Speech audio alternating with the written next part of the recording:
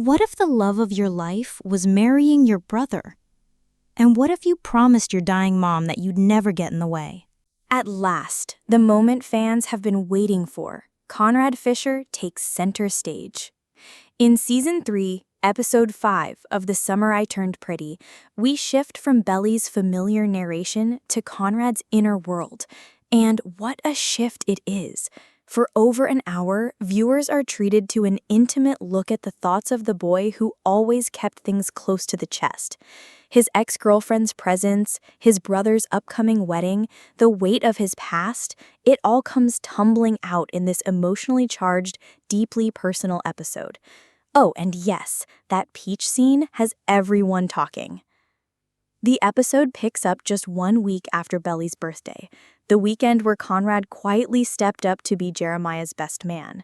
Belly is still in Cousins, recovering from a heated argument with her mom, while Conrad has extended his stay, though he won't admit it's because he overheard Belly crying in her room. Still, that moment lingers in his mind. Her hug, the way she smiled after he baked her favorite dirt bombs. Agreeing to the wedding was supposed to be just a gesture, but now Conrad can't shake it. As he patches up the roof, distracted by glimpses of Belly swimming below, he gets a call from his dad. Topic? The Jerry Belly wedding. But Conrad brushes it off, saying it's not up to anyone else. It's their decision, he tells his father. Then, privately, he tries to convince himself. Your one click equals our big motivation. Please subscribe. Just have to stay away from her until the wedding.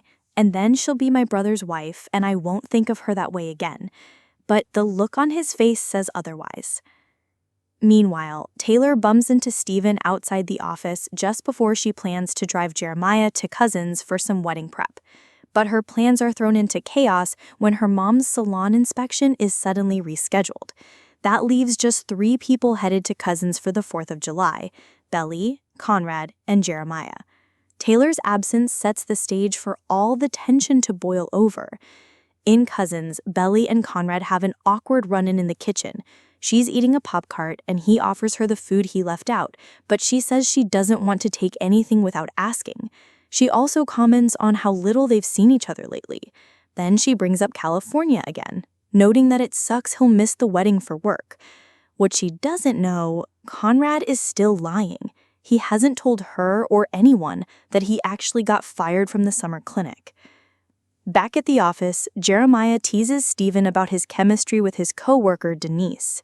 He jokes that Steven must still be into Taylor, which is why he hasn't made a move. As Denise returns to her desk, Adam gives them one final task before the weekend: check Slack. Jeremiah offers to stay behind and handle the work, hoping to impress their dad, and says he'll catch a later train to Cousins. That leaves Steven and Denise alone on the train to New York. What starts as casual conversation turns into something deeper. They bond over their shared love of gaming. Steven even opens up, admitting he hates his job and wants something more fulfilling, especially after almost dying 2 weeks ago. Denise agrees. She's done pretending she enjoys what she does. Back in Cousins, Belly asks Conrad for a quick ride to run some wedding errands. He hesitates, saying he'll just take the car briefly. As Belly grabs her bike, Conrad flashes back to a childhood memory, young Belly struggling with her bike and him helping her out. But in the present, he reminds himself, it's not my job anymore. Still, when he sees her later, struggling with bags on the bike, he pulls over and offers a ride. She accepts. Their first stop, a flower shop.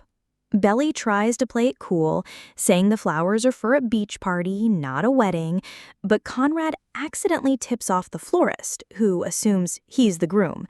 Cue awkward tension. Then comes the bad news. The shop's $5,000 wedding minimum is way out of budget. Conrad suggests using his mom's hydrangeas instead. Soon after, Belly gets a call from Jeremiah. He can't make it to Cousins tonight. When she suggests skipping the expensive mirror glaze cake, he insists on it. Alone, overwhelmed, Belly breaks down. She tells Conrad she's stuck making every decision by herself for a wedding they can't even afford.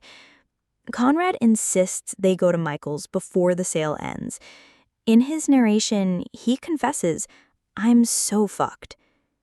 In a surprising twist, Jeremiah's dad praises him for both his work and his relationship.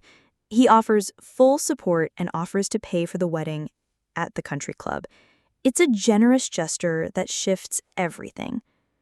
During the Michaels trip, Conrad notices a GRE prep book and asks about it. Belly shares her dream, becoming a sports psychologist. Conrad, in turn, opens up about therapy and his struggle with panic attacks. They notice subtle changes in each other. Belly sees a more grounded Conrad, someone with a future in California. Conrad notices she's more confident, a better driver, and as he points out, she wears heels now.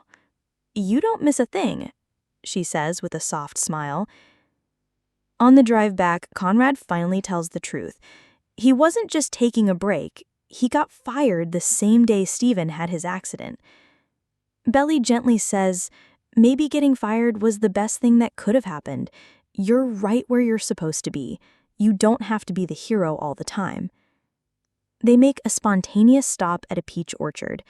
Belly bites into a perfect peach while Conrad watches. He's allergic but can't take his eyes off her. He hands her another one, then wipes the juice from her lips with his white shirt. They lock eyes. For a moment, the air stands still. Then Belly pulls away, saying she's grabbing a few peaches for Jerry. Back home, they cook dinner, share wine, and laugh about the day. The florist, the fake beach party, Michael's. But for Conrad, the night brings memories. A flashback to the last time he was at Belly's house, the night they were last intimate.